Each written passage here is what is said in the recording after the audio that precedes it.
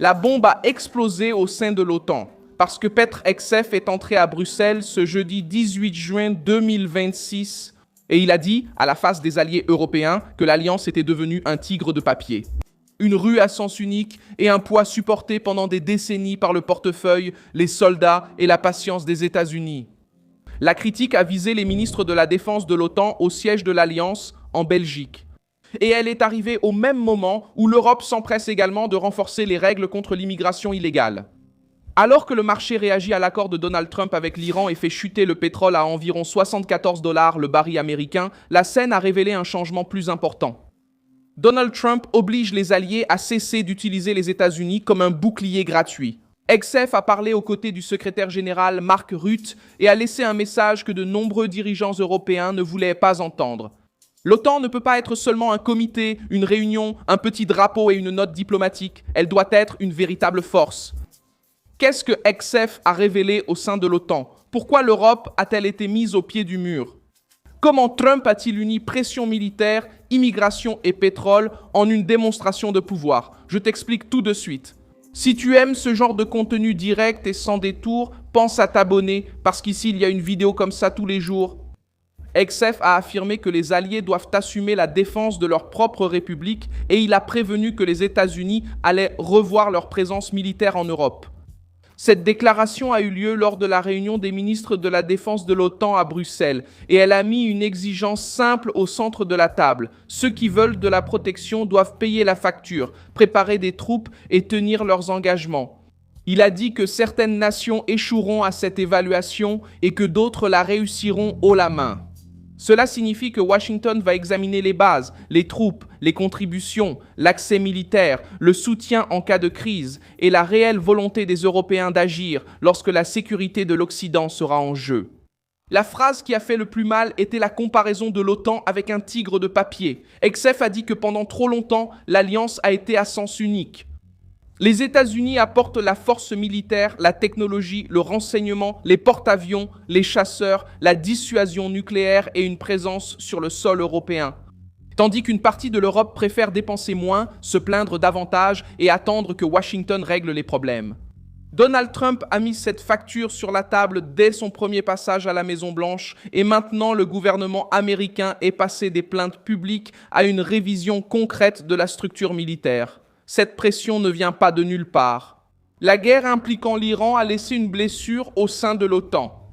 Selon la presse internationale, Hegseth a critiqué les alliés qui n'ont pas soutenu les États-Unis lors des moments difficiles de la crise, y compris lorsque Washington avait besoin d'accès, de bases, d'espace aérien et d'un soutien clair. Pour le gouvernement Trump, il n'existe pas d'alliance sérieuse lorsqu'une partie demande une protection en temps de peur, mais s'enfuit lorsqu'il s'agit de partager les risques. C'est là que l'expression tigre de papier a pris de la force. Sur le papier, l'OTAN semble gigantesque. Au moment de la décision, Hegseth a critiqué ceux qui préfèrent poser pour la photo et laisser le poids militaire aux Américains.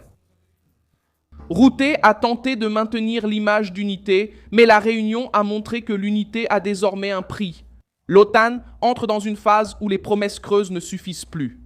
Le discours de Hegseth a évoqué une OTAN 3.0 avec une défense réelle, une puissance dure et moins de dépendance envers les États-Unis.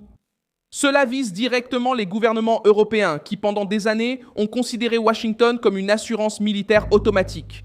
La logique de Trump est différente.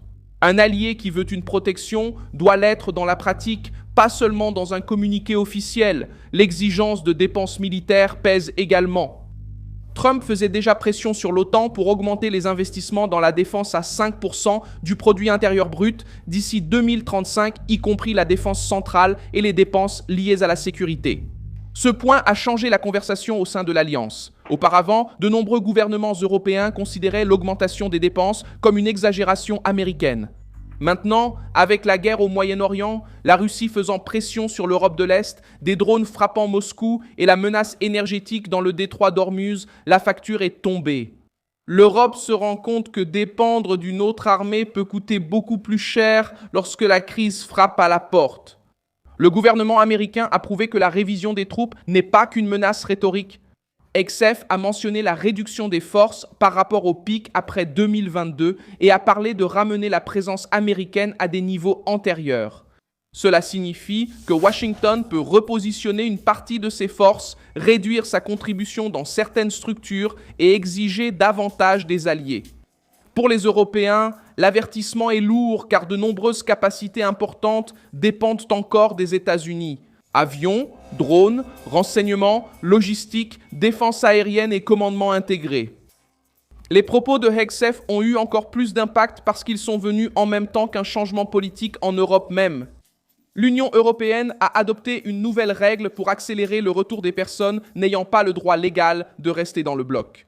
Le paquet permet des mécanismes tels que des centres de retour en dehors de l'Union européenne, la coopération entre gouvernements et des ordres européens de retour. Après des années à critiquer Donald Trump pour sa défense de la frontière, des expulsions et de la souveraineté, l'Europe a commencé à reprendre une logique qu'elle jugeait autrefois radicale. Ce tournant migratoire n'arrive pas par hasard.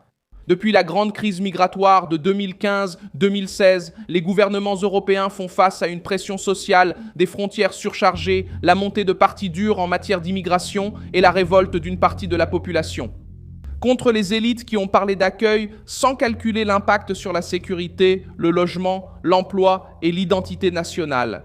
Donald Trump a longtemps averti qu'une frontière faible transforme une nation de l'intérieur. L'Union européenne tente de reprendre le contrôle alors que le problème est déjà central dans les élections, les rues et les parlements. Dans les deux cas, le message reste la souveraineté. Un gouvernement qui ne protège pas sa frontière externalise souvent la sécurité. Une élite qui croit que tous les problèmes se résolvent avec une réunion de l'Union européenne met aussi du temps à comprendre qu'un adversaire armé, un cartel, un régime hostile et un flux illégal n'obéissent pas à de beaux discours. Hegseth a apporté ce choc de réalité à l'OTAN. L'Union européenne a reçu ce choc dans sa politique migratoire. Et Trump apparaît au milieu de tout cela comme le leader qui a forcé le débat avant que cela ne devienne une urgence à la mode. Le pétrole a renforcé la même tendance. Après l'accord entre les États-Unis et l'Iran, le prix du baril américain est tombé à près de 74 $, tandis que le Brent est resté autour de 78 $. Le marché a réagi à l'attente d'une réouverture progressive du détroit d'Ormuz et d'une amélioration du flux énergétique. Le Dow Jones a aussi augmenté grâce à l'optimisme suscité par l'accord. L'indice s'approchait des 52 000 points après un record récent, alors que les investisseurs réagissaient à la diminution du risque au Moyen-Orient. Cette partie est importante car elle montre que la politique étrangère de Trump ne s'est pas limitée au domaine militaire.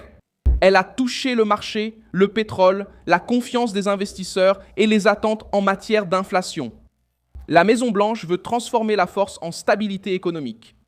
Hegseth interpelle l'OTAN, Trump fait pression sur l'Iran, le pétrole chute et Wall Street souffle. La réaction des personnalités européennes révèle le malaise. En Allemagne, les autorités de la défense ont exprimé leur inquiétude face à un retrait trop rapide des capacités américaines, car l'Europe sait qu'elle ne remplace pas encore les États-Unis dans des domaines décisifs. C'est la contradiction exposée par Hegseth. Beaucoup de dirigeants européens prônent l'autonomie stratégique, mais dès que Washington parle de réduire sa présence, cela provoque une alerte. La comparaison avec d'autres régions aide à comprendre l'ampleur de la pression. Israël a appris que la souveraineté exige une préparation constante, de la technologie, du renseignement et une prise de décision politique rapide. Les nations d'Europe de l'Est, plus proches de la menace russe, comprennent également mieux que la défense ne peut pas être considérée comme un luxe. Une partie de l'Europe occidentale, en revanche, a passé des années à refiler la facture, tout en critiquant la politique américaine et en dépendant du parapluie américain. Hegseth a exposé cette hypocrisie au grand jour. Je suis Milson Alves, internationaliste, et mon objectif est de vous tenir bien informé avec la vérité chaque jour. Retrouvez les liens des actualités en description. Likez la vidéo, abonnez-vous et consultez les commentaires pour interagir avec la communauté Milson Alves.